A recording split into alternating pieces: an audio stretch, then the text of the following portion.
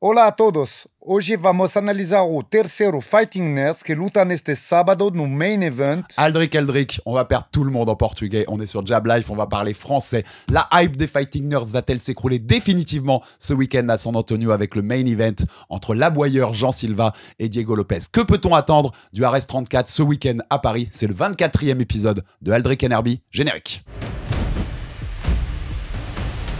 On l'avait promis Aldric, on se retrouve pour la deuxième partie de Aldric NRB cette semaine, exceptionnellement, puisqu'avec le gros débrief de l'UFC Paris, on n'allait pas vous faire un épisode de 3 heures, donc on a fait tout ça en deux versions, et on est là pour la preview de tout ce qui va se passer ce week-end à l'UFC comme en France avec l'ARES pour le coup.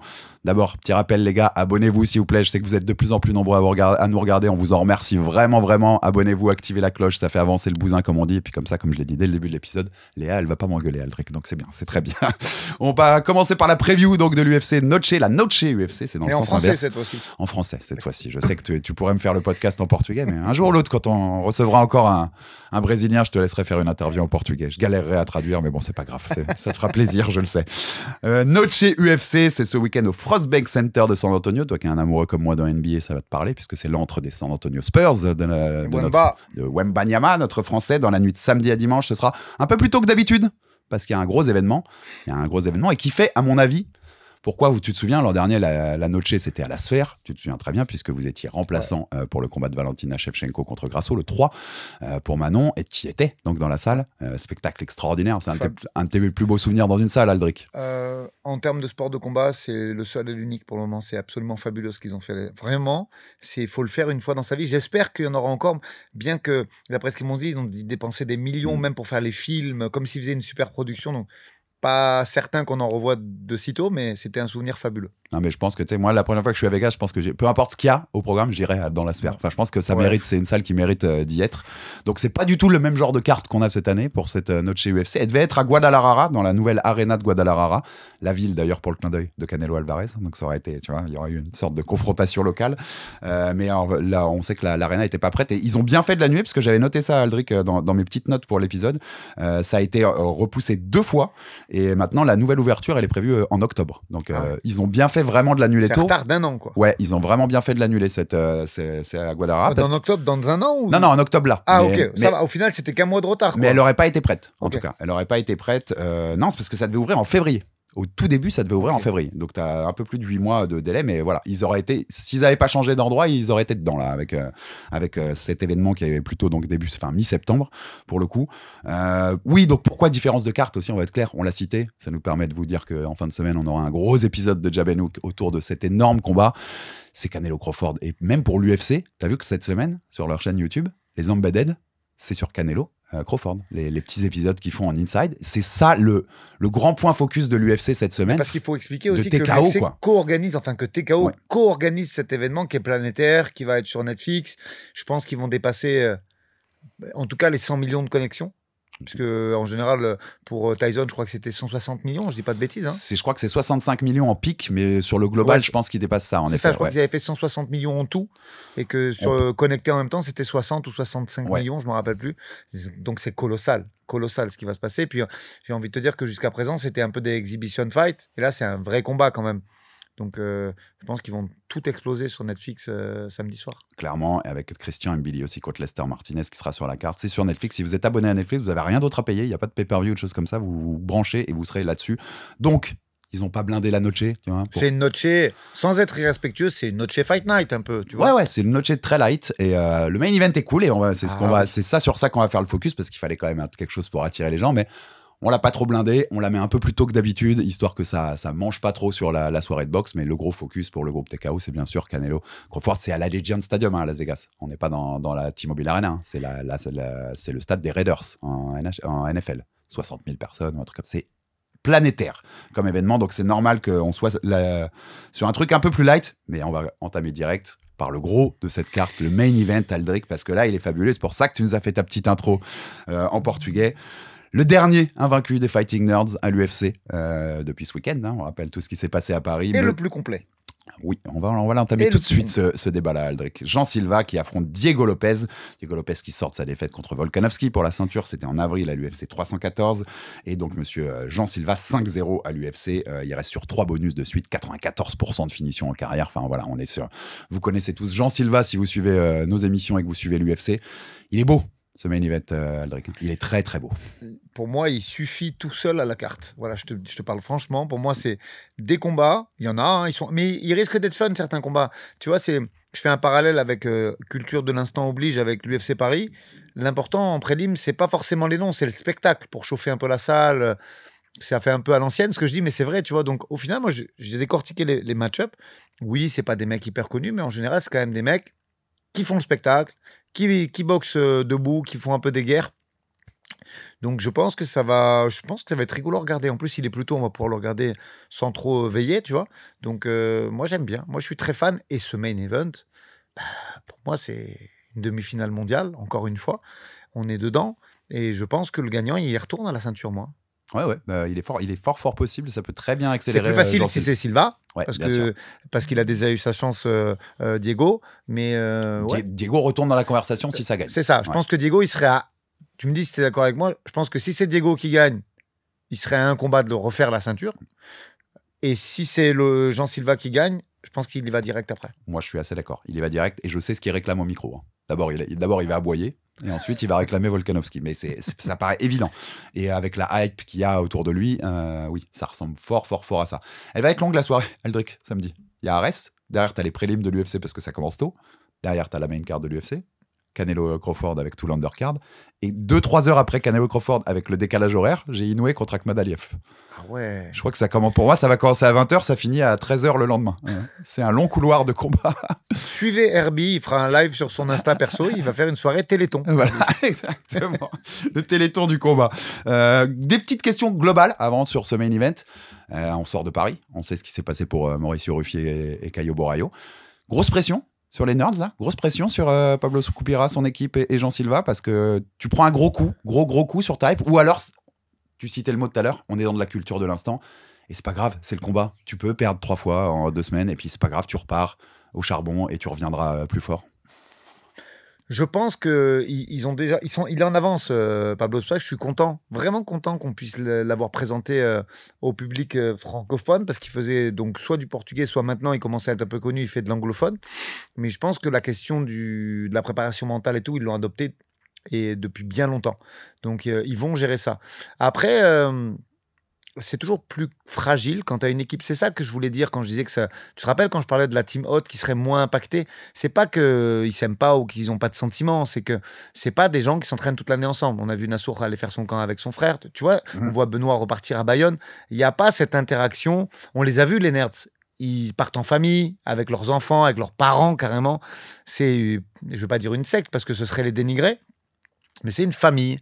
Et Prates était là, à Paris. Prates, il a pleuré. Tu vois, quand Nassourdine va affronter, on l'espère très vite, Chimaev, je sais pas où ce sera pas à Paris.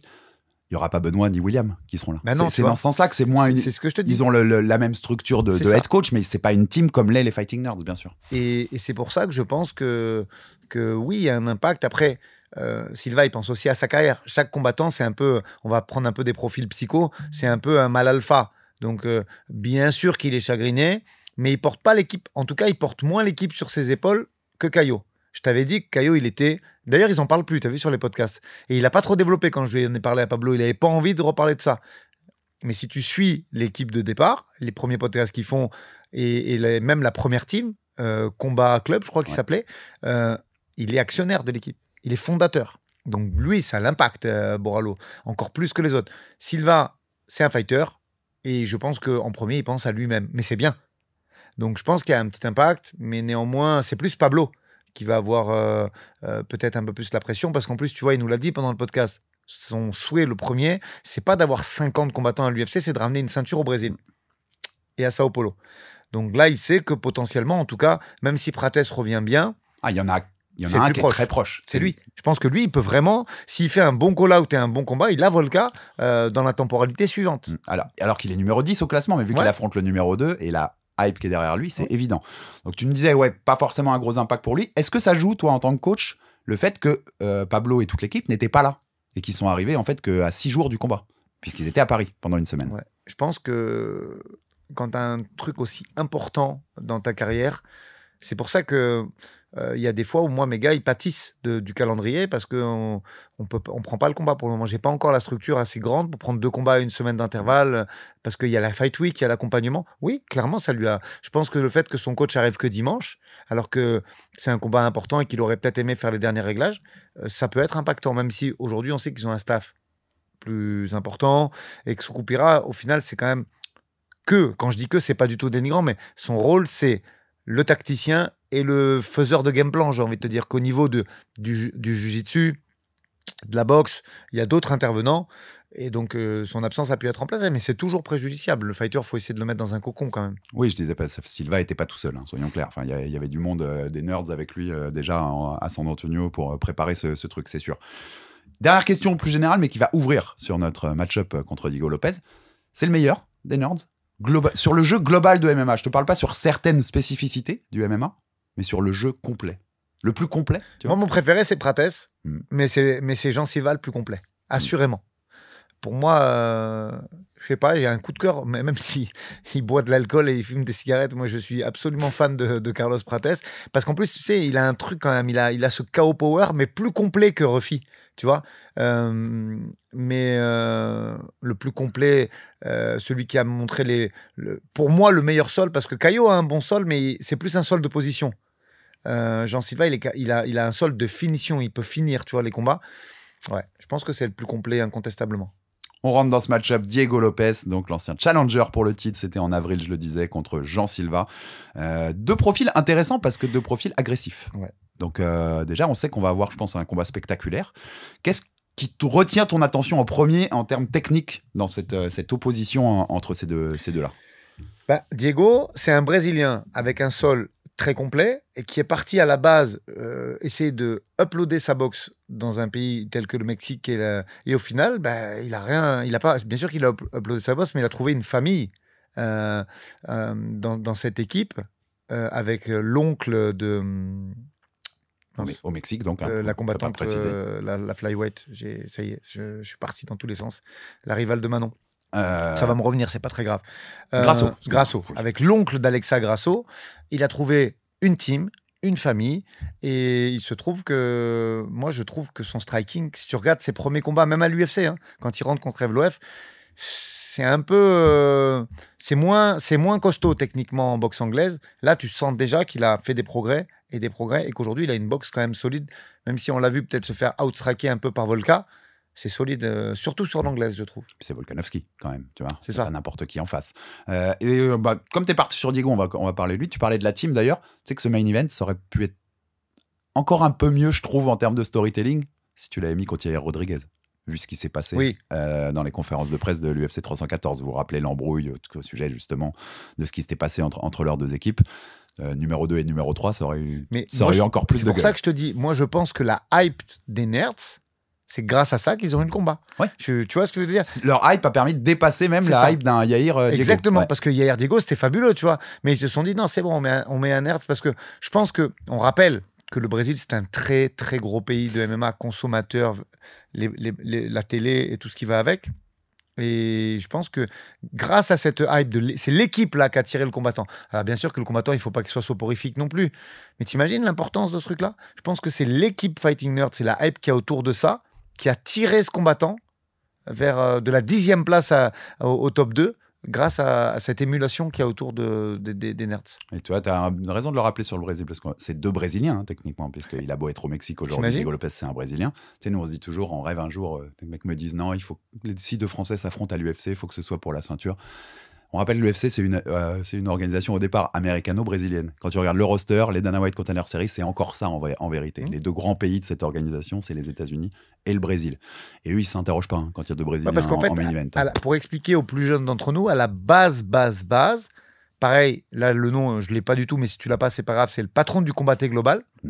Oui. Qu'on avait vu une fois à l'Hexagone. McLaren. Je crois que c'est ça. Ouais. Avec Rorion. Oui, c'est ça. Gracie. Et c'est eux qui se sont associés avec 2 ou 3 autres personnes. Campbell McLaren. Ouais, c'est ça. Campbell McLaren. Avec Rorion Gracie, qui se sont mis ensemble pour faire ce premier événement à Denver en 93. Et donc, c'est pour ça qu'effectivement, on peut dire que c'est brésilien et américain. Et encore une fois, tu as raison aujourd'hui de le dire, ça l'est. Et c'est récurrent de voir des Brésil-Brésil. Ne vous fiez pas au drapeau, parce que c'est un Brésil-Brésil à très haut niveau. Et là, en l'occurrence, c'est encore une demi. T'imagines ce qu'ils font, les Brésils, quand même? Demi-finale mondiale. Comme on l'a dit tout à l'heure, pas tout à fait, parce qu'à mon avis, Diego Lopez, il lui faudra encore un derrière. Mais Brésil-Brésil, Alex. Donc, ça aussi, ça a renforcé, je pense, la hype. Parce que c'est pas Mexique-Mexique, mais ils ont dit OK, on prend un Fighting Nerds et ça reste un affrontement de Brésiliens pour accéder au trône de Volca derrière. Je pense que tu peux vraiment faire du storytelling là-dessus. Ouais, ils te l'ont vendu avec le côté mexicain Diego Lopez pour la noche, ça passe. C'est ça. Tu vois. Et si ça avait été Yair, il t'aurait fait Mexique-Mexique en fait. Là, ils vont te faire Brésil-Brésil, ils peuvent tout s'arranger avec Diego. Exactement. T'étais sur Diego Lopez. Les qualités de Diego Lopez, tu le disais, il y a de la bonne boxe, ça peut mettre KO, il l'a déjà prouvé. Il y a du grappling intéressant, notamment sur le dos. C'est fort au sol. Il est très offensif sur le dos. Ouais, pareil, il est complet. Hein. C'est un combattant. Et moi, je trouve que, pareil, même, tu vois, les progrès sur la boxe, la distance. Evloev avait cassé la distance assez facilement à l'époque pour... je vais pas dire pour le ragdoll parce que c'était quand même serré, mais tu vois ce que je veux te dire, il était un peu plus statique sur ces... Là, tu sens quand même commence à avoir le footwork qui va avec la boxe. Et je le trouve très, très, très compliqué à boxer. Même Volkan, ça n'a pas été facile. Hein. Non. Il l'a outstriké parce que c'est Volkanovski et que c'est un des plus grands au monde. Mais tu sens quand même qu'il y a du répondant derrière. Il a la main lourde. On n'a pas trop vu. Jean Silva, il n'a pas tout à fait eu ce genre de profil. On parlait aussi des droitiers-gauchers. On en reparlera après quand on parlera de lui. Mais c'est un profil quand même nouveau. Main lourde, offensif, vraiment très offensif. Alors, ça va créer des ouvertures aussi. Et pour le coup, quand tu analyses ce combat, tu te dis si ça crée des ouvertures, en face, il y a un mec qui peut les exploiter quand même. Jean Silva, pareil, les qualités. C'est assez similaire en vrai, sur beaucoup de choses, sur l'attitude de combat en tout cas. Il y a juste qu'il est, je trouve, pas classique, mais assez tradit, Lopez. Tu vois, et les nerds, on sait qu'ils sont un peu...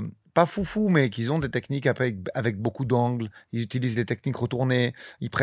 Ils ont des coups un peu particuliers qui travaillent beaucoup.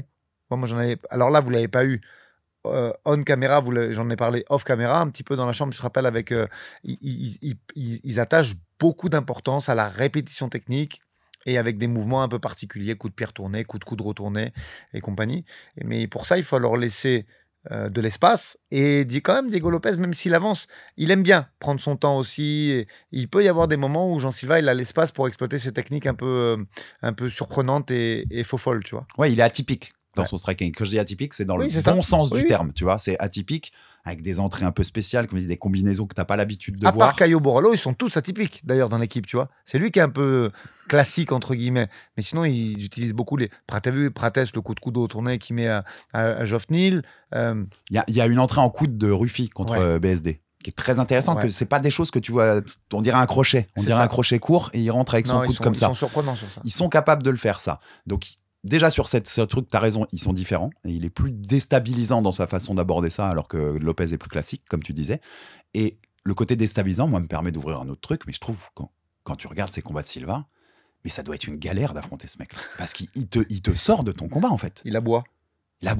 Il regarde partout, il parle au mec, il te parle, pointe du doigt. Après... J'ai envie de voir s'il va faire ça contre Lopez. Tu crois que c'était jusqu'au niveau d'opposition? Disons qu'il peut se moquer, il peut essayer de le faire sortir de son combat. Ça, je te le valide totalement.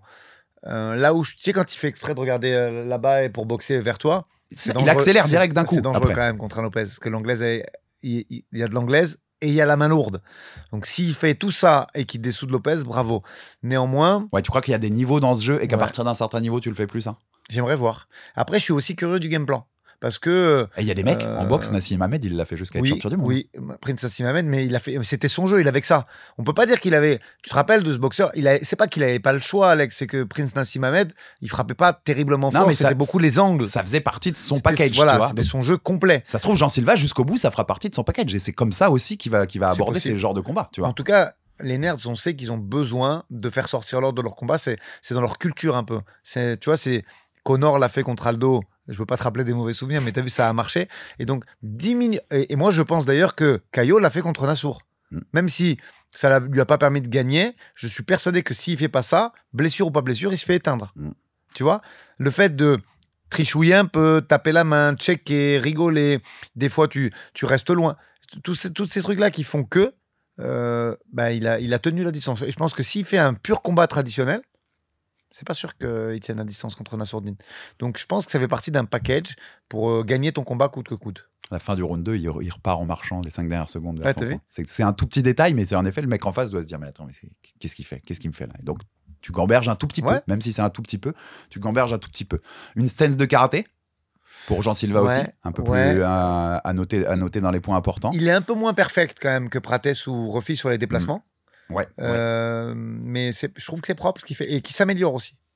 Tu vois, c'est pas le plus vieux des Fighting Nerds. Il a une marge de progression. Et d'ailleurs, moi, je trouve que sur le stand-up, il y a des progrès qui sont faits depuis le Dana White Contender Series. Moi, je te dis, j'aime beaucoup.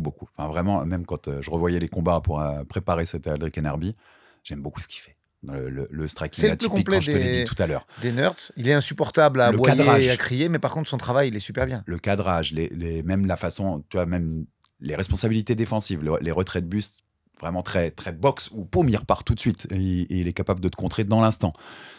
J'aime beaucoup son package. Et j'ai l'impression qu'en effet, il grandit de combat en combat. Mais Lopez on aussi. le voit progresser. Tu vois, le truc, c'est que Diego Lopez, depuis qu'il est rentré à l'UFC, il a fait des progrès importants aussi. Donc là, il y a vraiment... Alors, on a parlé de Nico qui a gagné son duel. Il y a encore un duel. Grasso, qui est fort sur les game plans. Hein. Regarde Valentina Alexa, le premier, le game plan, il est magnifique. Hein, d'être un peu attentiste et d'attendre ce fameux coup retourné pour capitaliser dessus. C'est du coaching fabuleux, ça. Donc, il y a aussi deux très grands coachs l'un contre l'autre, là. T'as raison, parce que, on va être clair, hein, sur les qualités pures, jamais Grasso Aldo Bacheshvenko. Mais c'était impossible. Le game plan était... Le game plan... Moi, je pense qu'elle avait été un peu sous-estimée. On va en parler en 10 secondes, hein, c'est pas le but du tout de ce podcast, mais un peu Valentina qui s'est relâchée, un peu Grasso qui avait un game plan parfait, et comment, quand tu as ça d'écart de niveau, tu gagnes un combat. Tu finis par te relâcher au bout, hein, Anderson Silva, jurisprudence, tu vois, on en a vu plein au bout de 7, 8 défenses comme elle était, je crois qu'elle était à 7, Valentina, à ce moment-là. Tu finis forcément par te relâcher. Tout ça pour dire qu'il y a un grand coach, il y a deux grands coachs encore qui s'affrontent, et cette fois-ci, parce que Sukupuira, il peut faire ce qu'il veut. Quand ton gars, il n'a pas les qualités, tu vois. Benoît Saint-Denis, quand il a décidé d'avancer et de lutter, tu peux faire ce que tu veux, le plus grand game plan. À moins d'avoir une arme, tu peux pas l'arrêter, tu vois.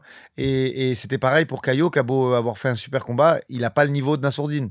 Point final. Ils sont très forts, les Nerds. Mais Benoît, ce soir-là, il était imbattable et sa prestation, elle est nickel. Et pareil pour Nassour. Mais là, c'est plus un game plan dans lequel il peut aller chercher de la strat parce que ça boxe en face. Il lutte pas, Diego, quand même. C'est pas sa qualité première. Il est bon sur le dos, il a un bon jiu-jitsu. Donc là, c'est vraiment de la strat et du game plan. Il va pas être dans la lutte offensive. C'est ça. C'est pas lui qui va t'amener au sol pour être dans l'offensive à ce niveau-là. Donc en effet, ça va dépendre sur ça beaucoup. Donc là, le game plan, il reprend un petit peu de cadre, tu vois. Ouais, bien sûr. Parce que j'ai beau faire un game plan, Alex. Si le mec a décidé de te lutter et que tu tombes sur les fesses par terre, il n'y a plus de game plan. Non, on est d'accord. Et si au sol, il est trop fort, tu vois. Mais là, il y a un vrai game plan parce que ça va se jouer debout. À moins que Silva veuille, mais il le fera pas. Tu as entendu Pablo parler. Il sait qu'il veut aller à la ceinture. Donc, pour avoir Volka, il faut boxer. Oui, je suis d'accord. Donc, tu peux mettre de l'intention, des feintes pour faire croire que tu vas lutter, mais il va pas lutter. Donc, c'est debout. Donc là, c'est du game plan.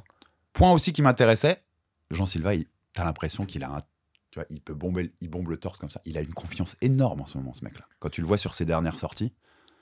Et ça joue avec le fait qu'il chambre dans le combat, qu'il finit sur un ninja choke. Il est très en confiance. À part le Dana White Contender Series, il a fini tout le monde. On va reparler de ce combat-là. Je dis pas encore long parce qu'on va en reparler dans le truc. Il y a quand même un bémol. On ne sait pas ce qu'il vaut sur 5 rounds. Ouais. Lopez, on sait. On sait qu'il est capable de faire 5 et à du rythme, parce qu'avec Volka, ça a quand même envoyé. Et il était bien sur les deux derniers. Oui, il n'était pas ridicule. Donc ça, on sait que c'est un athlète. Il prend le 4. Après, ils sont au Mexique, ça va s'entraîner en altitude. Le mec il arrive préparé. Ça, c'est une certitude. Silva, il met beaucoup de rythme aussi, mais qu'est-ce que ça donne sur 4 et 5 ? Et il est très explosif, très musculeux, plus qu'un Diego Lopez. Ouais. En effet, si le combat dure, si tu arrives à le faire durer et que son explosivité n'a pas porté ses fruits, qu'est-ce qui se passe 4 et 5 ? Mais bon, c'est des questions. Et si ça se trouve, on sera devant et au 4 et 5, il sera toujours là, tu vois. Il sera toujours aussi explosif. En fait, c'est pas des maths, le MMA, mais il y a quand même des inconnus. On ne connaissait pas le sol de Rufi. Je dis pas qu'il est mauvais, mais en tout cas, Benoît était largement au-dessus. Comme là, On ne sait pas trop ce que ça va donner, si ça met du rythme, si ça tape, s'il prend des coups aussi, parce que il n'a pas pris beaucoup de coups à l'UFC, Jean Silva. Donc il y a beaucoup d'interrogations. Et là, on va voir aussi un game plan. Qui va dérouler le mieux son game plan? Qui va s'adapter aussi? Parce que des fois, le game plan de départ, peut-être que... Imagine, il se dit, je boxe avec Lopez et que ça ne marche pas, les feintes, et qu'il se fait cadrer avec du jab 1-2 à chaque fois. Parce que des droitiers, ça fait 6 combats ou 7 combats qu'il n'en a pas pris. Imagine, ça marche pas bien, même si à la salle, il doit en prendre tout le temps. Je veux dire, c'est majoritaire des droitiers. Et puis, il sait boxer les deux. Il sait changer de garde, pour le coup. Mais imagine que ça passe pas très bien, la boxe, qu'il faut prendre un autre angle, tourner de l'autre côté, mettre de l'intention et des signaux de lutte. Qui va s'adapter au deuxième round? Non, il est exceptionnel, ce combat. Moi, c'est le combat qui me hype le plus du week-end. Oui. On en a d'autres. On en a bien d'autres. Pourtant, il y en a des combats ce week-end-là, tu vois. Mais du week-end, moi, je suis absolument hypé par ce combat. Ouais. Désolé pour la boxe japonaise. Désolé pour Canelo, que j'aime beaucoup pourtant. Ou Crawford, mais non. C'est le combat. Moi, j'ai envie de voir ce combat. Je veux savoir comment ça va se dérouler. Je veux apprendre aussi en tant qu'entraîneur pour essayer de lire ces game plans.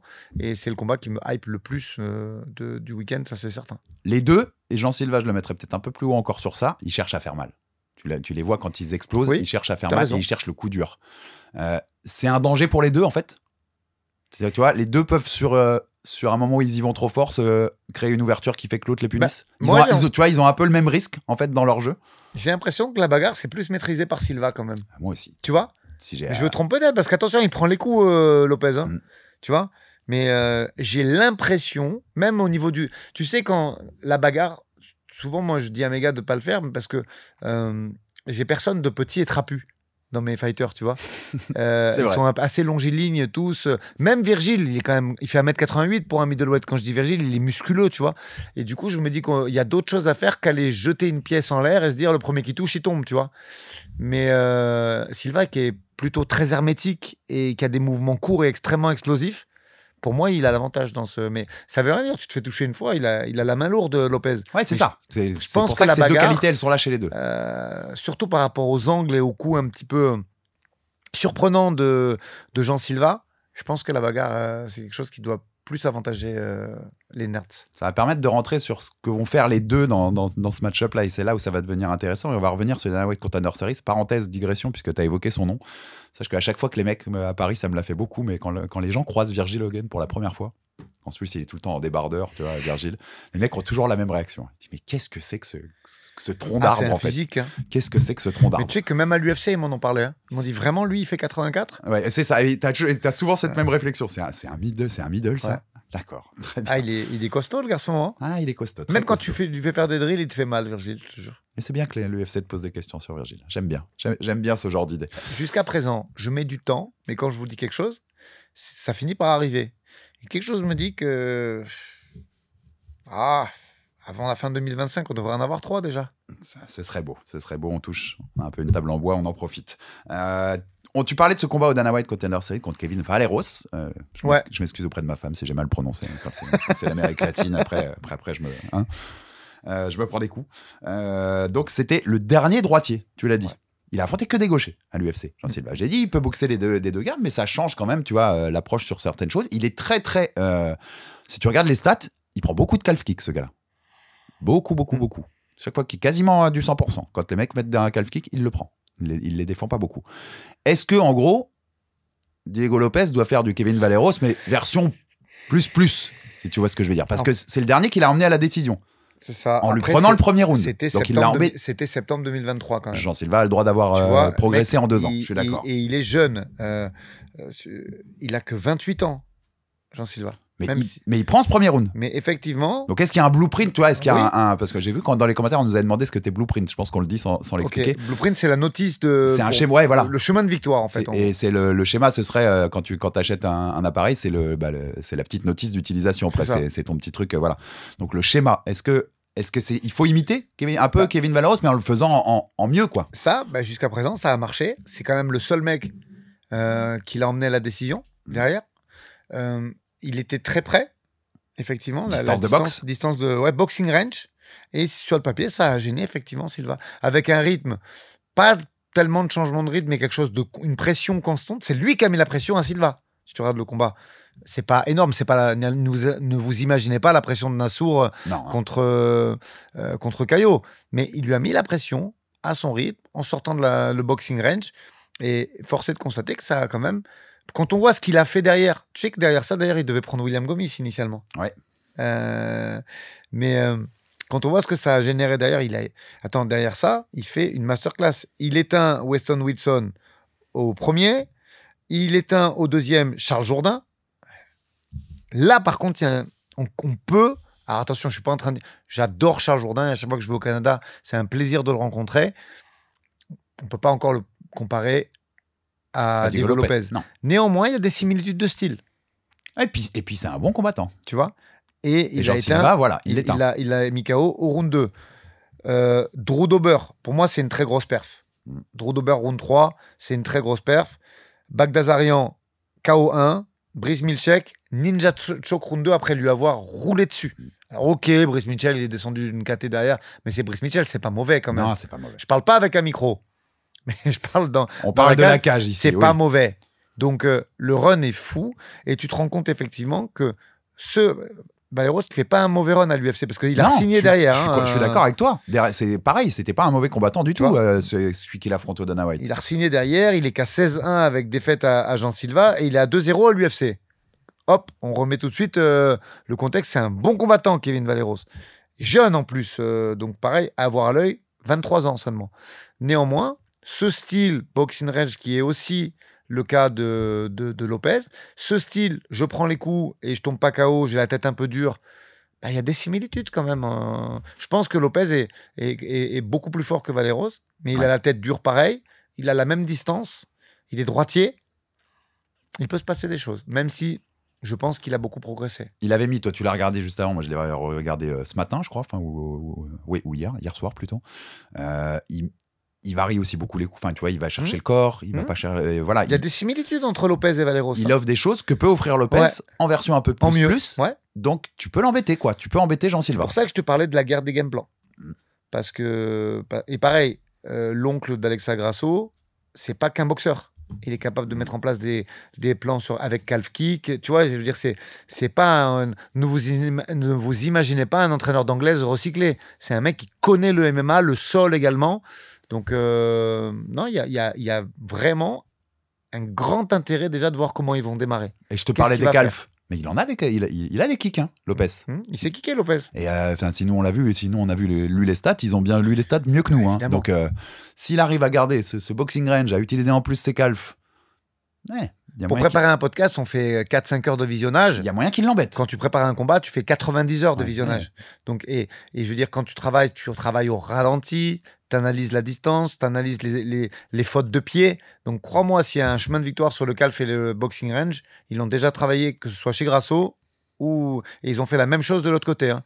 Soukou Pirate, tu as vu, il nous disait qu'il faisait beaucoup d'analyses vidéo. Donc, il est fou, ce combat. Ouais, je cherche pas, il est fou. Mais il y a un chemin de victoire des deux. Je sais que tu ne me l'as pas encore demandé. Moi, je vois un petit peu plus Jean Silva parce que je le trouve plus large sur son game plan. Tu vois, il peut travailler plusieurs distances. Il y a des changements de rythme qu'il y a un peu moins chez Lopez. Donc, j'ai tendance à penser peut-être 5%, hein, 10% de chance en plus, un 55-45. Mais oui, là, c'est tenu la distance. Ah oui, ouais, c'est tenu. Et Silva, lui, pour le coup, il en a un de blueprint de comment battre Lopez. C'était son dernier combat, c'est Volkanovski qui l'a fait. Mais c'est pas le même combattant que Volkanovski. Ouais, Volka, c'est Volka. Voilà, hein. Donc tu peux pas prendre au pied de la lettre ce qu'a fait Volka pour reproduire ça. Faut faire du Silva. Mais en faisant du Silva, je pense qu'il a largement son chemin de victoire lui aussi. Moi, je le mets légèrement favori pour cette raison. Je pense qu'il a quand même des armes. C'est dur de prendre comme tu l'as dit, il peut ça va, à mon avis, ça va s'insulter. D'habitude, il le fait plutôt à la sympathie, Jean Silva, mais ils vont trouver, parce que cette équipe, je suis content, moi, de parler avec Pablo, mais je serais plus ennuyé si je devais affronter ces gars, parce que il faut des mecs matures. Il faut des mecs, ils essayent de te sortir du combat par n'importe quel moyen. T'as vu les manœuvres. Ils ont attendu 1h45 Nassour alors qu'il ne devait pas aller au Mediadé. Tu vois, donc ils ont un peu des côtés très psychologiques et difficiles. Et je pense qu'il va essayer de sortir Lopez de son combat. Et on en parlait tout à l'heure, Aldric. Il fait ça dans la cage. Il essaye de sortir par ses théatriques, ses antics, comme ils disent les Américains. Il essaye de faire sortir ce combat. Bien sûr qu'ils ont vu ce qui s'est passé aussi avec Yair. Bien sûr qu'ils vont jouer sur le côté Mexique, Brésil. En plus, t'es à la Noche, à San Antonio, tout près du Mexique.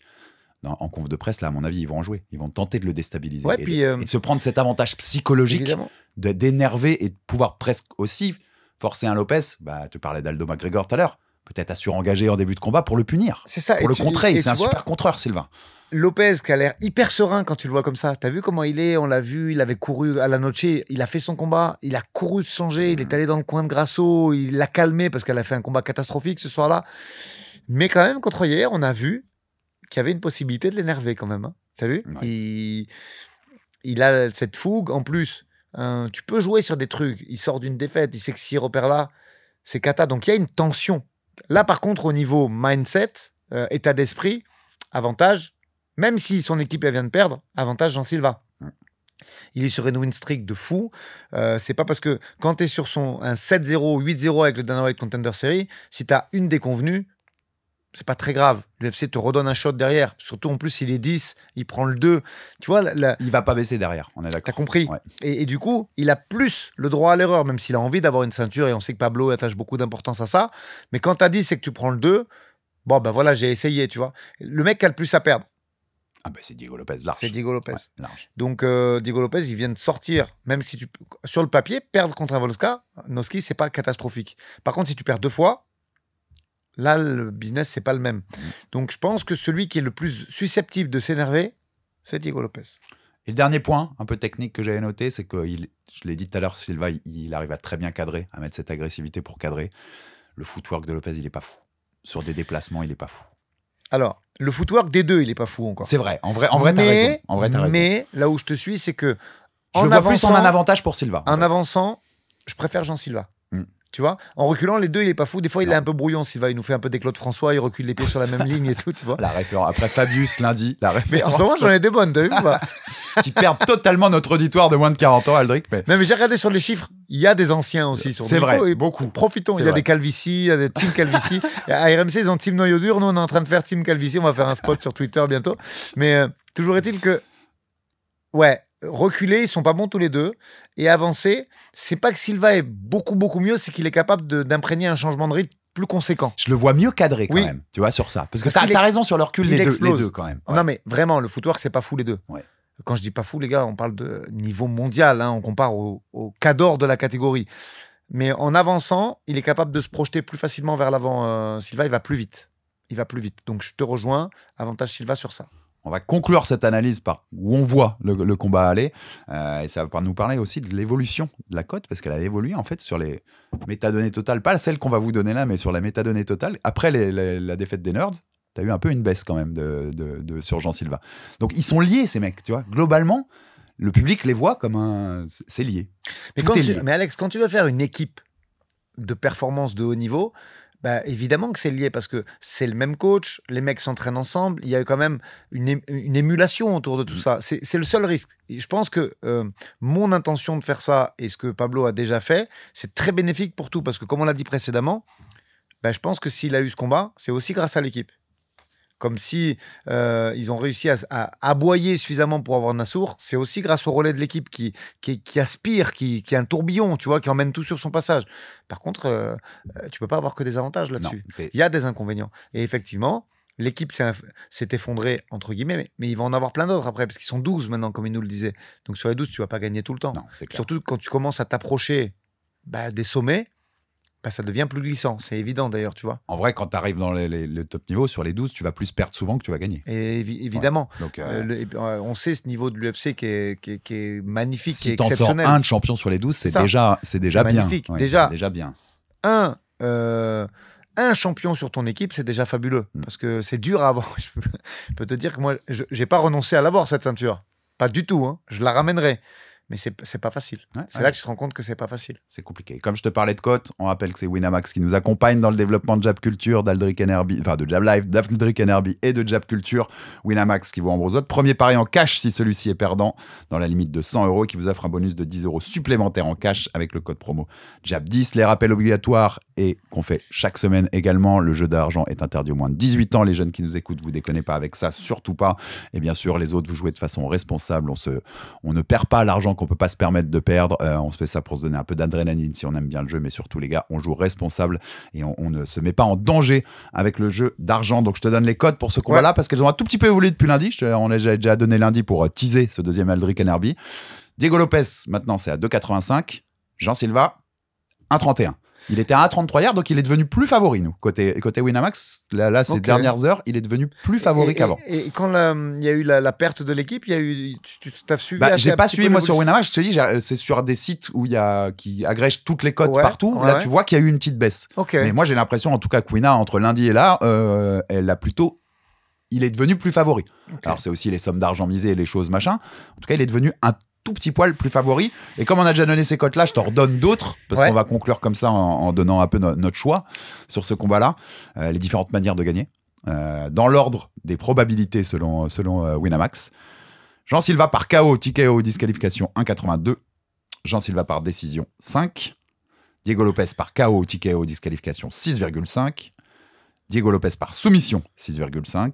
Jean Silva par soumission 9. Diego Lopez par décision 10. Donc les deux cotes les plus hautes, elles sont pour Jean Silva. Ça nous suit. Moi, je mets quand même Jean Silva favori. De peu, mais favori. Quand même, on note, la plus haute, elle est à 1,82 pour Silva par KO, TKO. La deuxième, c'est à 5. Hein. Donc, le grand truc qui est favori, c'est que Silva va mettre KO Diego Lopez. Ouais, moi, je vois pas ce combat aller au bout des 5 rounds. Hein. Non, moi, je dis clairement. Mon prono là, c'est Silva par KO. De toute façon... On peut se planter, c'est un combat d'élite, hein, mais Silva par KO. C'est ce qu'on voit, on va le dire. Moi, je vois... On va faire un peu un truc à la Tyson, tu vois. Sur les 3 premiers rounds, je vois vraiment Jean Silva. Si ça dure et que Lopez n'a pas pris trop de coups, il peut faire la diff 4 et 5 parce qu'on a vu qu'il était encore solide. C'est comme ça que je vois le combat. Donc un Lopez qui arracherait une décision ? Un Lopez qui finirait, en fin de combat. En 4 ou au 5. Ouais, si Silva n'a pas fini dans les 3 premiers. Voilà ce que je vois. D'ailleurs, si Silva est dans un bon soir, je pense qu'il peut... En plus, il sort d'un combat difficile. Tu sais, le capital... Il faut mettre quand même... C'est pas le Lopez prime, parce qu'il peut être revanchard.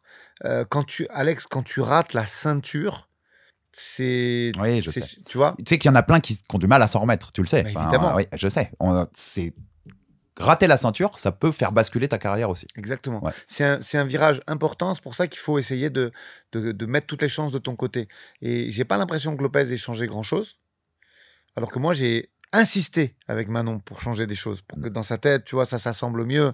Et je pense que... Et en plus, ça allait ensemble. On en avait parlé avec Manon dans Grand Talk. Toi, comme elle, vous avez eu cette volonté commune de changer les trucs. C'est important. Ouais. La déception d'un gars, quand tu perds cette ceinture, quand tu ne la gagnes pas, tout du moins, parce qu'ils ne l'ont pas perdue, qu'ils ne l'avaient pas, tous les deux, elle est dramatique. Donc, moi, j'ai un peu peur de ça. C'est pour ça que j'aime beaucoup Diego Lopez, mais ce virage, cette difficulté, cette tension, cette adversité font que je fais de Silva mon favori pour ce combat. Et tu vois, par rapport à ce que tu disais, sur nos cotes, Lopez par KO, c'est plus haut que Lopez par décision. Donc, en effet, c'est peut-être un scénar où il le finit dans le 4 ou le 5 en profitant d'une baisse aussi de Jean Silva. En tout cas, super main event et celui-là, on va pas le louper. Celui-là, on va pas le louper. On sera devant notre écran avant d'enchaîner sur la box. Je disais quelle nuit on va avoir. Le co-main, on en a dit un mot quand même, mais c'est là que tu vois que cette carte, elle baisse quand même tout de suite d'un cran dès que tu sors du main event. Rob Font contre David Martinez. David Martinez, il devait affronter Quang Li. Parce qu'en fait, le co-main de départ, c'est Rob Font contre Raúl Rosas Jr. Ouais. Forfait qui était sympa. Ouais, pour le coup, qui était cool. Mais forfait de Raúl Rosas Jr. Il propulsait un peu Raúl Rosas dans la...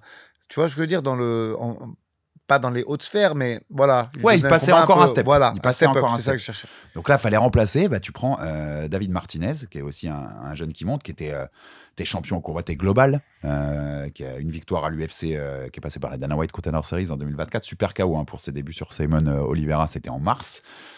C'était même le champion du combat global. Oui, c'est ce que j'ai dit, champion du combat global. D'ailleurs, il a une sœur, Melissa Martinez, qui est aussi à l'UFC, qui est aussi passée par le combat global. C'était le premier combo frère-sœur à l'UFC, pour le coup. C'est Martinez. Donc oui, mais ça peut être un combat cool. Non, mais ça va être fun, ça. Ça peut être en plus, ça peut être un Martinez qui passe un vrai step pour le coup. T'imagines quand même un combat au Dana White, un combat à l'UFC, il est comme main event. Voilà, c'est ça. On parle de ça ou pas? C'est quand même fou. À côté de Rob Font, qui a quoi, 7-5, je crois, à l'UFC, il a presque 12 ou 13 combats. Le choix est fou, je trouve. Alors, en plus, il y a un réel respect à Kwang Lee, hein, mais il y a un réel grand écart d'adversité quand même entre Kwang Lee et Rob Font. Mais tu sais que c'est un pari de l'UFC là, il tente un truc et s'il passe, moi je pense que c'est plus dur le match-up de Martinez que Kwang Lee. Ouais, parce que Martinez ça strike. Et même pour Rob Font, c'est plus dur que Raul Rosas. Tu sais ce qu'il va faire. Il n'a pas une très très grosse boxe, il est surprenant, il essaie c'est un grappleur au final, tu vois, pour le moment, il est jeune, peut-être que dans 5 ans, les gens, s'ils regardent ce podcast dans 5 ans, on va dire, mais qu'est-ce qu'il raconte? Raul Rosas, il a une boxe terrible. Au moment où on se parle et au jeune âge de Rosas, qui a quoi, 20 ans maintenant? Peut-être 21? C'est un grappleur. Je pense 21 maintenant, ouais. Il a signé à l'UFC à 18, ça doit faire 2 ans et demi, 3 ans qu'il y est, donc il a soit 20, soit 21, point barre. Aujourd'hui, son game plan est très lisible. Il a un niveau stratosphérique au sol, il a un sol de MMA très bon et son game plan est très lisible. Donc, au fond, il avait ça. Là, à côté de ça, l'autre, il est complet, il boxe. Même s'il a qu'un combat au Dana White et un à l'UFC, c'est plus dangereux. 83% de victoire par KO. Super contreur. Ouais. Rob Font, tu connais, il agresse, il vient sur toi. Moi, je trouve que le match-up, il est pas bon délicat. Pour Rob Font du tout. Mais il est pas bon. Ça nous met un combat plus spectaculaire que ce qui était prévu. Je l'avais noté. Oui, il y a 11 ans d'écart. 38-27.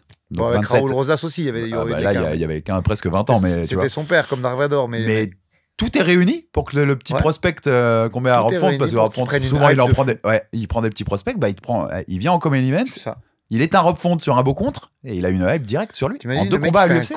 C'est son 3e combat en tout dans le groupe TKO, c'est son 2e combat à l'UFC. Il est pas mal, lui, Martinez, hein, mais moi, je trouve fort. La possibilité est folle. La possibilité est folle. Et tu as raison, le match-up est pas bon du tout pour lui. Je te donne les cotes sur celui-là, parce que c'est un autre que j'ai sélectionné. Rob Font, 1,60. David Martinez, 2.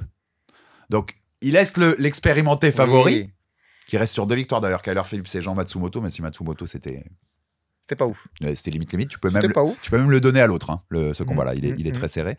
Mais donc, il laisse l'expérimenté favori. Mais tu sens bien que même chez les bookmakers, on se dit, il y a peut-être quelque chose quand même. Il y a moyen que le petit jeune qui arrive, il le fasse. Je te donne mon avis. Je vois Martinez. Ouais, moi aussi. Sur le match-up qu'il présente, c'était différence d'écart d'âge. L'âge, le style, le fait que l'autre, il a tendance quand même de temps en temps à surengager, le fait que lui, il a 2 fers à repasser à la place des mains. Tout ça me fait penser que ça finit pas bien pour lui. Non, je suis assez d'accord. Même si tu vois, les dernières grosses défaites pour Rob Font, c'est des gros noms. Oui. José Aldo, Cory Sandhagen, Marlon Vera, Davidson Figueiredo. Mais il y a un moment, ça te rattrape, ça. Et quand t'es face au mauvais match-up, au mauvais moment. C'est ça. Même si, attention, avec un mec qui a rien à perdre. Moi, j'aime pas quand c'est un peu tôt. Mais il a quoi à perdre, Martinez? Oui, mais c'est peut-être un peu tôt. À 27 ans, t'imagines, il a l'âge d'Axel. Ouais. C'est peut-être un poil tôt d'aller prendre un mec comme... Mais moi, je le sens quand même bien pour lui. Il a tout à gagner. Tu perds, c'est pas grave. Tu vas reprendre Kwang Lee. Hein. Tu vois. Par contre, tu gagnes. Accélérateur de carrière direct. Ouais. Direct. Mais pareil, tu vois, c'est un paye pas de mine ce combat. Mais moi, j'aime bien. Ouais. Stylistiquement, c'est un truc qui m'intéresse. Ça va envoyer lourd. Ça va être fun. Il a les mains lourdes, Martinez. Moi, j'aime bien. Stylistiquement, c'est un combat qui me plaît. Ça va être très fun, je suis sûr. Mais t'as raison, c'est marrant parce qu'il a le même âge. C'est littéralement comme si, à son prochain combat, on te disait, Axel Soleil va faire le main event, je sais pas où, et c'est un peu tôt. contre un mec expérimenté, avec une possibilité de se prendre une hype de fou si jamais c'est ce genre d'opportunité. Il faudrait vraiment que j'ai un match-up très favorable pour aller m'embarquer là-dedans, tu vois. Ouais, je vois. Mais ce qui est peut-être le cas pour David Martinez. Là, il y a un match-up favorable. Après, il avait sûrement envie de faire la noche, tu vois, il y a un ensemble de choses. Attends, qu'on s'entende bien aussi, pour ceux qui nous écoutent, Rob Font a de l'expérience. Hein. Si Rob Font le gagne, je suis pas non plus surpris, tu vois. Mais il y a un vrai chemin pour David Martinez. Non, mais je te suis. Mais la preuve, si j'en fais mon favori, c'est que je te suis. Hein. Bon, qu'est-ce qui peut nous intéresser sur le reste de la carte? Suarez, quand même. Il y a du Tatuana Saraz Amanda Lemos. Là, je dois t'avouer quand même, Aldric. Ils n'ont pas respecté un peu quand même en prélim, non? Alors là... La fille, elle vient de faire la ceinture. On défend le MMA féminin, mais là, l'UFC l'a pas du tout respecté, le MMA féminin. C'est la numéro 2 qui vient de faire la ceinture, Tatiana Suarez. Numéro 2 du classement des 115, des strawweight. Contre la numéro 4, Amanda Lemos, c'est en prélim. Non mais attends, c'est en prélim. La petite Suarez, en plus, moi, je sais pas, moi je l'ai rencontrée, maintenant elle faisait sa réathlée au PI, et Suarez, elle faisait sa réathlée au PI. Et cette fille, elle est résiliente. Elle a eu un cancer, Alex. Ce qu'elle a fait de revenir comme ça et d'aller jusqu'à la ceinture, Tatiana Suarez, c'est comme si, mais tu sais que contextuellement, c'est comme si là, il me mettait Manon en prélim à Vancouver. Oui, bien sûr. Manon, c'est numéro 2 contre numéro 6. C'est exactement s'il faisait ça. C'est sortie de ceinture même. Perdue, numéro 2 contre numéro 4, 5, 6. Alors oui, elle a pas fait un combat de ouf contre Wheeling, mais Quand même, c'est une américaine. En plus, elle est latino-américaine, tu vois, elle a tout pour. Les gens l'appelaient la Rabib au féminin. Enfin, là, ils l'ont. Ça va vite, hein, ce sport. Hein. Ouais, vraiment, c'est dur. Quand j'ai vu prélim, c'est dur. Alors qu'en main card, t'as du quand même, bon. T'as du Jared Gordon, Rafa Garcia, du Kevin Gastelum, Dustin Stoltzfus. Gastelum, c'est un nom et tout, mais ça va, numéro 2, numéro 4 qui sort de la ceinture, respecte-le. Mais ouais. Après, la gagnante, ça va être. C'est grappleuse contre strikeuse. Oui, disons que moi, je vois très tôt Lemos se prendre un takedown. Ouais, c'est ce que je pense. C'est ce que doit faire Suarez et Lemos doit essayer de rester. Le match-up, ils l'ont respecté. C'est un très bon match-up de relance pour la remettre. Moi, à mon avis, ça gagne. On va voir un très beau combat. Tabata Ricci, Suarez. Et il y a même un monde où ils la remettent contre la vainqueur de Jean Diroba, possible aussi, Mackenzie Dern, puisque c'est plus Wiley. C'est ça. Pareil, Mackenzie Suarez, j'aimerais terriblement voir ça. Parce que sa Suarez, Tatiana, elle a que des chemins de victoire vers le grappling. Et l'autre sur le dos, elle est vraiment forte. Ça peut être très, très sympa à regarder. Mais prélim, par contre, j'ai pas compris le manque de respect parce que ce combat est bien. Non, mais je suis là. Même bien. En plus, c'est une opposition de style. Enfin, ouais, vraiment, il y a un combat sympa. Ouais. Écoute, là, on peut pas les défendre là-dessus. Suarez, il faut qu'elle gagne. Il faut qu'elle gagne avec la manière. Elle se remet dans le deal. Lemos, c'est très costaud. Ça frappe fort, mais ça lutte pas très bien. Donc, moi, je vois un chemin de victoire pour Suarez, mais j'ai envie de te dire pourquoi en prélim. Qu'est-ce qu'elle a fait, la petite, à part se battre contre le cancer et contre la rupture des croisés et revenir. Et contre Weili Zhang. Qu'est-ce qu'elle a fait? Elle était invaincue jusqu'à Weili, elle a 10-1.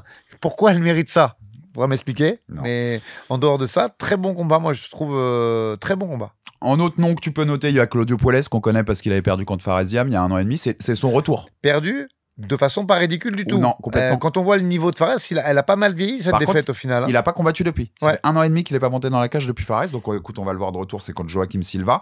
Il y a Alice Pereira qui est la plus jeune signature féminine de l'histoire de l'UFC, Aldric. 19 ans, 5-0. Elle annonce déjà qu'elle veut être championne. Elle a des qualités, apparemment, ça tape, je vais pas de mentir, je l'ai pas vu combattre, mais de ce que j'en ai lu, c'est puissante, agressif, ça tape plutôt fort, il y a des belles combinaisons. Ils la mettent contre Montserrat Randon qui a 36 ans, donc écart de génération là pour le coup. Je pense que c'est un match-up pour la faire briller. 19 ans, vous trompez pas d'ailleurs, c'est pas parce qu'elle s'appelle Alice Pereira, mais c'est pas la sœur où elle est pas liée à Monsieur Poatan, pour le coup. Sa sœur, c'est Aline à Poatan, qui elle est dans le pied-point. Mais c'est peut-être un nom qu'on verra pendant des années en fait. Alors, Alice Pereira, Aldric. 19 ans, tu vois. Et ben là, j'ai besoin moi de voir ce combat pour me prononcer, parce que si vous regardez les gars, son tapologie, il est absolument dégueulasse puisque il y a des combats chelous où les adversaires ont été écartés, ils ont été flagués pour non légitimité. Si vous avez à peu près compris, ça veut dire en gros que ce sont des plaquistes. Donc elle a 2 ou 3 combats comme ça. Derrière ça, elle arrive avec un 5-0. Elle rentre directement à l'UFC sans le Dana White Contender Series. Parce que 19 ans, il paraît que ça fait longtemps qu'elle contacte l'UFC et tout pour leur dire il y a quelque chose à faire. Alors elle fait, si son tapologie est à jour, mais j'ai essayé de regarder les vidéos, elle fait 1m77 quand même. C'est en bantam, on n'a pas précisé. Oui, et tu vois, c'est grand quand même. Donc, à voir. Écoute, on va voir, on va découvrir un peu cette... Moi, je t'ai dit, Aldric, je mens pas à nos auditeurs, je ne l'ai pas vu, mais j'ai écouté des gens qui l'ont regardé combattre et qui me disaient qu'il y a des qualités. Alors, des qualités pour 19 ans, on n'est pas sûr, mais qu'il y a un potentiel. Donc écoute, à voir, c'est à découvrir. Et l'autre combat fun pour conclure sur cette carte, c'est Alexander Hernandez contre Diego Ferreira, deux mecs d'expérience. On sait que le combat va être fun. Alexander Hernandez, il a battu Chez Hooper, qui vient de le mettre KO à l'UFC 319. C'est ça, le 19 août. Ça fait quoi, 2 mois même pas qu'il a même combattu. Pas, moins d'un mois. Retourne, c'est fou. Moins d'un mois entre les deux combats. Donc, et il est sur 3 victoires de suite. Non mais il tape, Il tape fort. C'est ce que je te disais. Cette carte, elle est un peu croustille. C'est-à-dire que c'est pas des noms hyper connus. C'est un peu intriguant. La majorité, c'est des strikers. Ils peuvent nous faire un UFC Paris bis avec 7 KO sur les premiers combats, qui t'amène vite à une main card qui est pas super intéressante, mais qui peut être spectaculaire, avec Gastelum aussi. Je sais pas si on en avait parlé ou pas. Je n'ai pas suivi si on l'avait dit. Non, on a dit qu'il était là. Mais avec un Gastelum, pareil, c'est toujours divertissant, Gastelum. Ouais. Donc elle peut assez vite... Non, franchement, moi, je vais la regarder entièrement, et pas que pour débriefer lundi avec tout le monde. parce que ça peut être très sympa. Diego Ferreira, il aurait dû affronter King Green à l'UFC 319 sur la même carte où il y avait Hernandez contre Hooper. Il a pris 2 bonus l'an dernier. Il a battu Mateusz Rebecki, par exemple. Donc, ouais, ça va être un combat super fun. Et t'as raison, Gastelum, pareil. Gastelum, par contre, si tu passes plus Stolfus, ça commence quand même à devenir on arrive à la fin, mais quand tu vois, il vient pas lutter quand il vient se battre. Il vient faire la bagarre. Donc, c'est toujours assez divertissant. Et Alexander Hernandez, pour ceux qui n'auraient pas tilté, il a une victoire contre Beneil Dariush pour ses débuts en 2018. KO un peu... KO surprise, mais il a battu Beneil Dariush. C'est des mecs qui ont la main lourde, qui viennent pour pas tricher, tu vois. Donc, moi, valider, adouber cette carte, je regarde l'intégralité.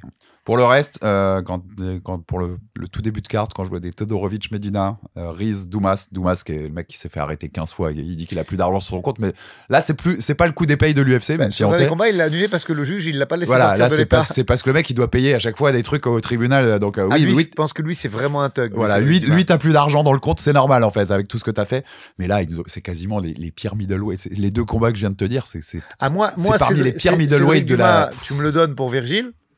Ah oui, oui. Il faut assurer une protection parce que son gang il va nous tirer dessus après ce que Virgile lui aura fait, mais je le prends tout de suite. Hein.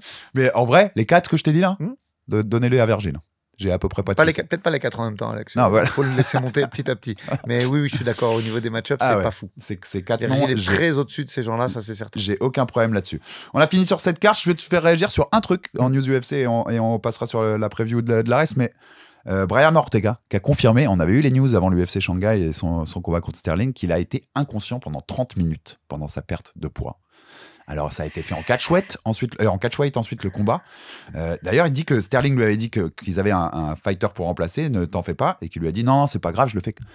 Aldric, quand tu deviens inconsciente 30 minutes pendant une perte de poids, mais ça doit être interdit de combattre.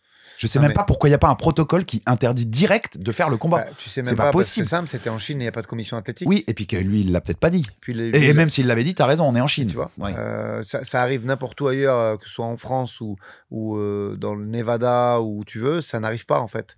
Et sauf s'ils le disent pas. Si tu fais ça dans ta chambre d'hôtel. Déontologiquement parlant, il faut arrêter de faire n'importe quoi. La santé, on en a qu'une. Même sa team, c'est pas possible de l'envoyer au charbon. Le coach, c'est pas possible. Le coach. Mais tu sais, c'est pas la première fois ces équipes un peu qui font un peu les thugs avec Diaz et compagnie. Tu vois un peu cette ambiance. Au bout d'un moment, c'est pas un règlement de compte. On n'est pas en promenade dans une prison. C'est du sport de haut niveau. Et je pense qu'il faut s'entourer aussi de la bonne équipe. Alors lui, c'est un peu un mec un peu old school qui finit sa carrière avec un petit peu des money fight et voilà. Mais non, ça, les institutions, les plus jeunes qui nous regardent et tout, c'est ni fait ni à faire. C'est pas du tout comme ça qu'est ce sport. Ce sport, c'est du très haut niveau avec des athlètes, avec des préparateurs physiques, avec des gens qui viennent surveiller le cut pour prendre la tension et s'assurer que tout va bien. On en est là. Là, tu me tires 20 ans en arrière avec un... Tu as raison de le souligner, c'est la vérité. Il l'a dit dans une interview sur Junkie ou je sais plus quel média américain, MMA Junkie, je crois. Mais non, là, tu me tires 20 ans en arrière, on arrête tout ça. C'est du sport de haut niveau, avec des gens comme Axel Sola, qui ont des doctorats ou des licences, pardon, pas des doctorats encore, il le passera après sa carrière. Et bien évidemment que s'il y a le moindre souci pendant un cut, on arrête tout. Ouais, non, c'est tu vois absolument irréel, en fait, de dire ça, vraiment. Ni fait ni à faire. Ouais, et voilà, donc c'était pour la parenthèse, mais c'était important d'en parler aussi. On a fini sur T'imagines qu'il a pris des coups dans la tête comme ça non, mais c'est délirant. Contre un mec comme Sterling, c'est le haut niveau. Enfin, Passons. On a fini sur la page UFC. C'était quoi ma fierté sur l'UFC cette semaine? C'est quand même quand Justine m'a dit qu'elle avait suivi l'UFC Paris. Tu vois, on a fini par la convaincre. Mais de plus en plus de gens pendant des heures parler de MMA. Vous verrez sur l'Instagram, le mien ou celui d'Axel, je sais plus. La ministre, petite rencontre très brève, hein, mais elle avait pris le soin de s'intéresser un petit peu. Et ministre des Sports, je suis désolé, Madame la ministre, j'ai oublié votre nom, mais en ce moment, j'inverse tout le monde, les préparateurs physiques, les coachs de sol, les coachs de lutte. Et je suis dans pas un état de fatigue, mais de prise en charge mentale un peu difficile. Mais ouais, je l'ai trouvé extrêmement bien documenté sur le MMA. Elle avait fait l'effort de regarder les combats. Elle nous a donné un petit peu sa façon d'avoir vu le combat d'Axel et elle s'est pas mal intéressée. Ça fait plaisir. Quand on voit les précédents qui parlaient de combat de coq, ça fait quand même plaisir. T'embête pas, cite le ministre des Sports de Fabius, tu seras tranquille. Preview de l'Ares, ce sera aussi samedi soir, mais un peu plus tôt, à l'Adidas Arena à Paris. Ares numéro 34. On va surtout s'intéresser aux deux combats principaux et on dira un petit mot juste sur ce qu'il y a en dessous parce qu'il y a des noms sympas à voir. Mais le combat principal, titre vacant. Des light heavyweight, Paulin Béguet contre Moustapha Diakhaté, qu'on a vu la semaine dernière sur le tournage de la cage, pour le coup, Aldric. Moustapha, Team Vallon, 4-0 en carrière. Et j'ai vu, juste avant qu'on enregistre, j'ai vu un réel sur Insta de lui où il parle du combat. Il fait peur, Moustapha Diakhaté, mais il fait peur. La façon dont il parle du combat, il dit « Je vais pas le lâcher des yeux, jamais mes yeux sortir, je vais le traquer dans la cage. » Et vraiment, il fait peur. Il te plaît, ce combat pour le titre vacant light heavyweight? Paulin Béguet, c'est l'homme qui déjoue les plus grands prospects. Donc, Paulin, en plus, moi, je l'aime bien. Vous le savez, je l'ai eu en équipe de France de MMA amateur. Il est venu s'entraîner chez moi pendant des années. Il m'a toujours dit, le jour où je vais à l'UFC, je te veux dans mon coin. Même à l'époque où il était au Factory. Donc, j'ai un petit peu de... C'était très dur, moi, de le voir contre Ilian Boifia. Je coachais Ilian. Et c'est un garçon que j'apprécie énormément. Et il ne perd que contre les ténors. On a vu... ses combats à l'Ares, Oumar Sy, il l'a fait déjouer, il l'a amené au bout du combat, parce qu'il ne faut pas se fier à ce 7-4 qu'a Paulin. Je suis d'accord. Il faut parler de ses défaites, il faut parler de ce qu'il rapporte. Ses défaites, c'est Ilan Boifia, Abdourahman Yakik, là, celui qui vient de signer à 93, qui était champion de l'Ares et qui vient de faire une masterclass au Dana White Contender Series, Oumar Sy et Igor Glaskov. Donc, tu as un mec qui est à l'UFC, un mec qui va y aller, un mec qui a fait les Dana White Contender Series. Sur 3 des 4 défaites. C'est exactement ça. Là que tu vois que les palmarès, des fois, tu vois, il faut pas se fier aux chiffres, quand même. Mais il est cool, le match-up. Et je te dis, Diakhaté, c'est un monstre. Hein. T'es dans le bon sens du terme, qu'on ne se méprenne pas. Diakhaté, donc là, on a un Moustapha Diakhaté qui a que 4-0, mais qui est quand même un très gros prospect. Qui est impressionnant. Qui est signé dans la même équipe de management, dédicace à Younes, que Nassourdine, que Ilian, qui a un physique pour un 93, c'est une pierre, c'est une planche, le mec, il a un physique colossal, il tape fort. Maintenant, la question, c'est est-ce qu'il est prêt pour un challenge comme Paulin Béguet, qui commence à avoir de l'expérience, qui va faire son 12e pro, qui a envie peut-être d'avoir cette ceinture aussi, qui est le sparring de Cyril Gane. Tu vois, il y a tout un contexte derrière ça. Paulin, ça devient l'ancien, même si pour moi, c'est toujours le gars que j'avais aux IMAF, c'était en 2020 déjà, tu vois.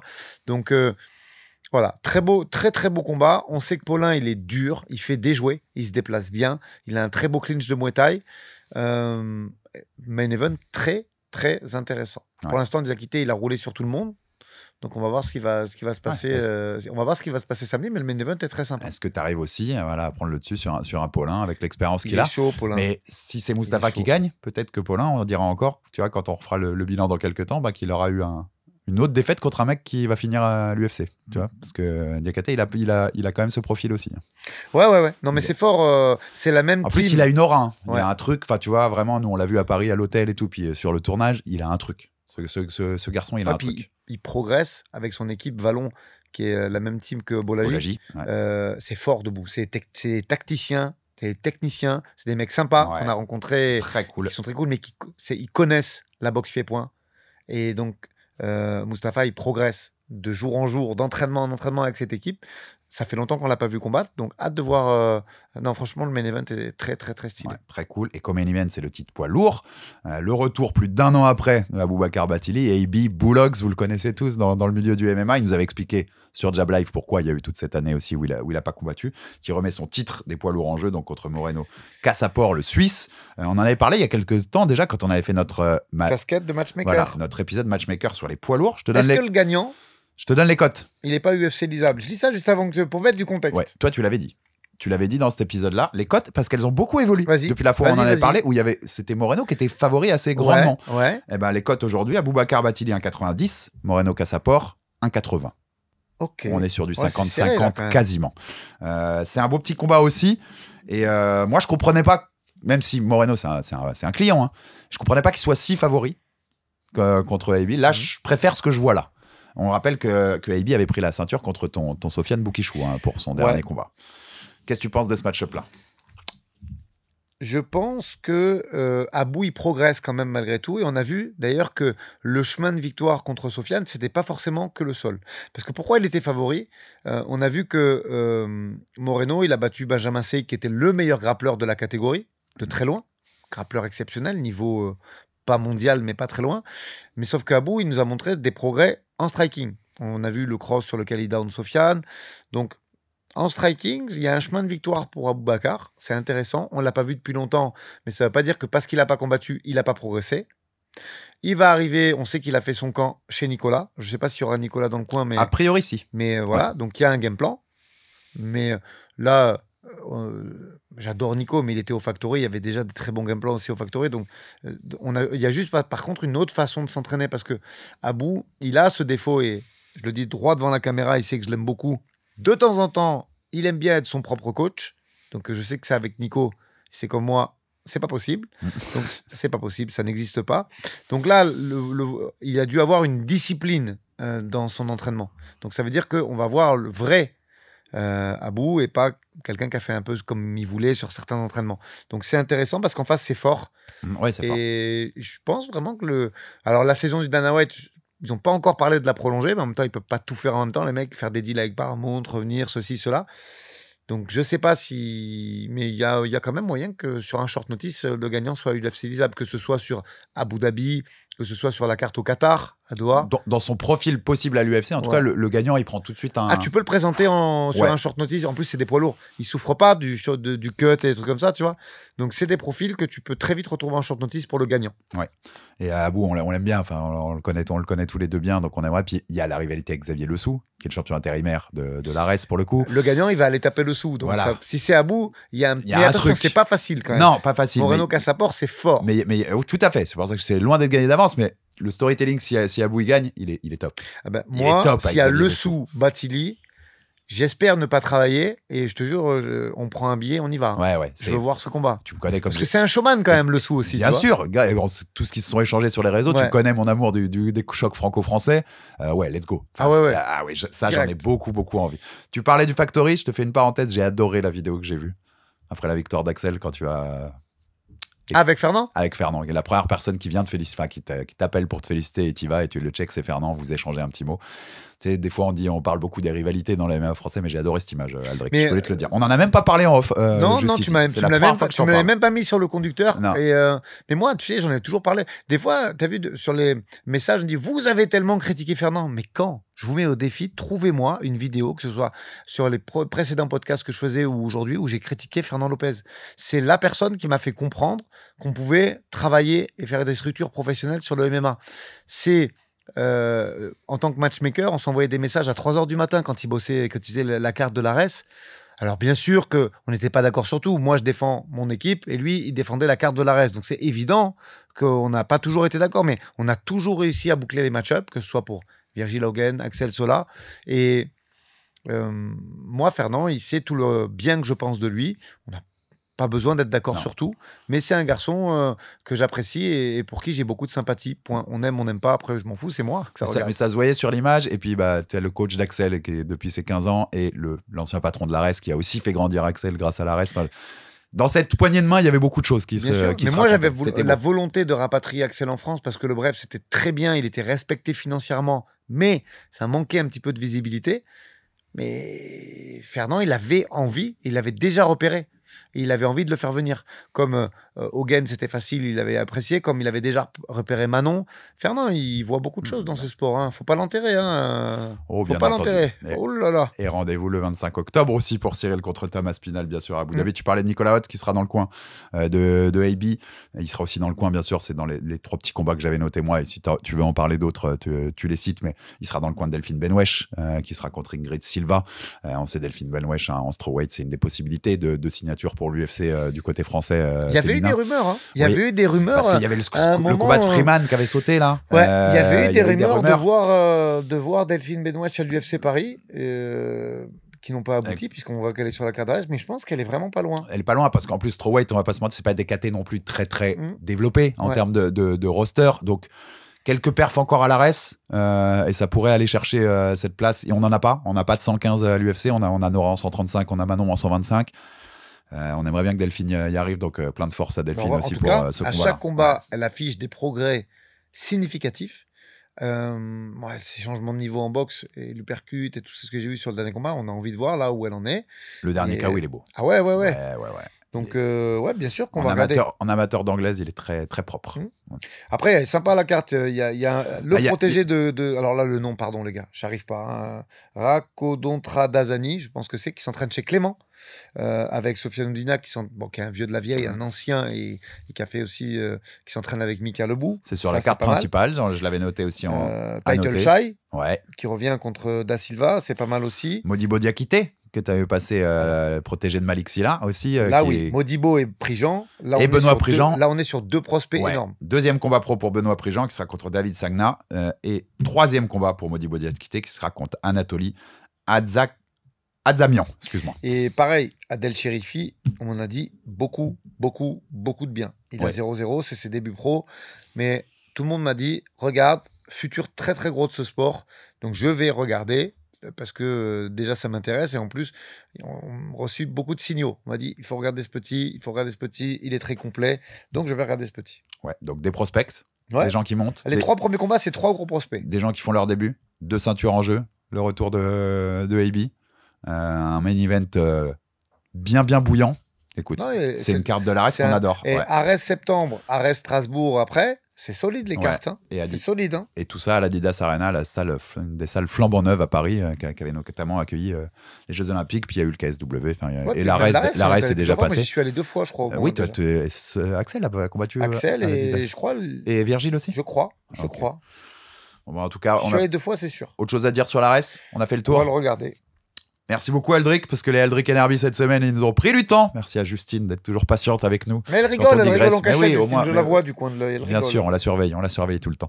Mais merci beaucoup à tous. En tout cas, c'était une grosse semaine d'actualité MMA. On était à Paris encore il y a quelques jours et on va se régaler devant ce main event. Diego Lopez contre Jean Silva, c'est sûr. Et puis on va se régaler devant l'Ares, on va se régaler devant la boxe. Tu vois, on s'est fait un week-end régal à Paris et là on a encore un week-end régal de combat qui nous attend. Tu sais. Oui, des fois, je suis un peu fatigué. Oui, j'ai de la charge mentale, mais j'aime beaucoup ce que je fais.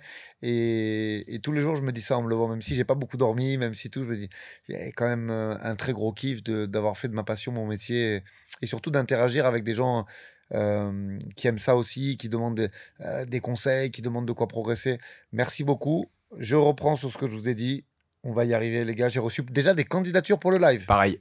Donc, on est en train de trier. On va voir comment on peut faire ça.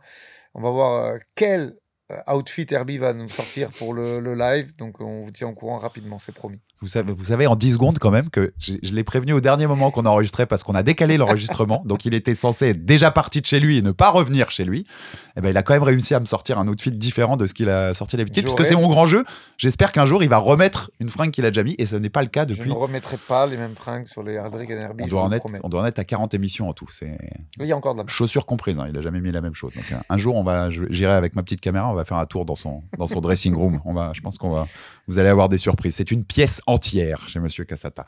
Merci Aldric. On se retrouve très très vite pour des Aldric Enerby, des Jab Culture bien entendu. Ah, il y aura peut-être un Jab Culture cette semaine. Le patron est en train de regarder. On vous tient au courant. La possibilité c'est ouvert. Sur Instagram. Il y a des choses qui se sont annulées, donc il y a des possibilités qui se sont ouvertes. En effet.